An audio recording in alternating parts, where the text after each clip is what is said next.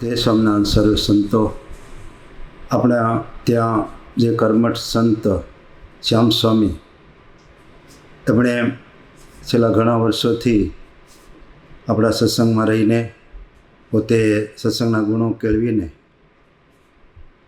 છેલ્લા ઘણા વર્ષોથી પછી વડતાલમાં આવીને વડતાલમાં એમણે જે સત્સંગનું કાર્ય કર્યું, ખાસ કરીને જે હરિભક્તો, યુવાનો, બાળકો, બાલિકાઓ, એમને માટે સભાનું આયોજન કરીને રવિ સભા આદિના કાર્યક્રમો દ્વારા એમણે આજુબાજુના વિસ્તારોમાં ખૂબ સત્સંગની પ્રવૃત્તિ કરી ને વડતાલ ધામના દરેક પ્રસંગો એમાં એમણે પોતે દરેકને સેવાનો લાભ અપાવીને જે એમણે સત્સંગનું કાર્ય કર્યું છે અવર્ણનીય છે.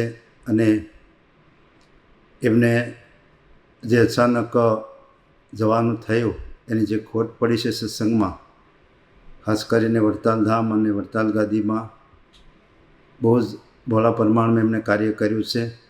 દેશ વિદેશમાં જઈને પણ વડતાલની પ્રવૃત્તિને એમને વેગ આપ્યો છે.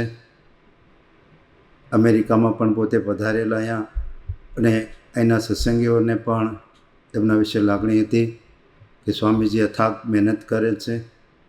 મહારાષ્ટ્રી સંતોનો, હરિભક્તોને એમના પર ખૂબ રાજીપો હતો.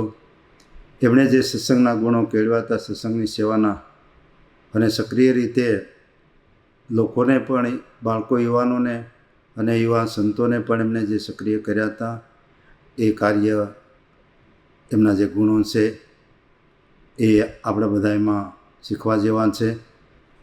નેક્સ્ટ જનરેશનમાં એમના જેવા ગુણો સંતોમાં, બાળકોમાં, યુવાનોમાં આવે એવી ભગવાનને પ્રાર્થના કરીએ છીએ. એમણે જે મહારાજની સેવા કરી છે, મહારાજશ્રી સંતોનો રાજીપો છે, એટલે સદાય તો ભગવાનની સેવામાં ત્યાં દિવ્ય રૂપે છે જ. પણ એમના જવાથી જે ખોટ પડી છે અને જે મંડળ અને હરિભક્તોને જે એમનો વિયોગ થયો છે, સહન કરવાની શક્તિ આપે એટલું કહી અને મારી શ્રદ્ધાંજલિના સુમન અર્પણ કરું છું. અસ્તુ. જય સ્વામી.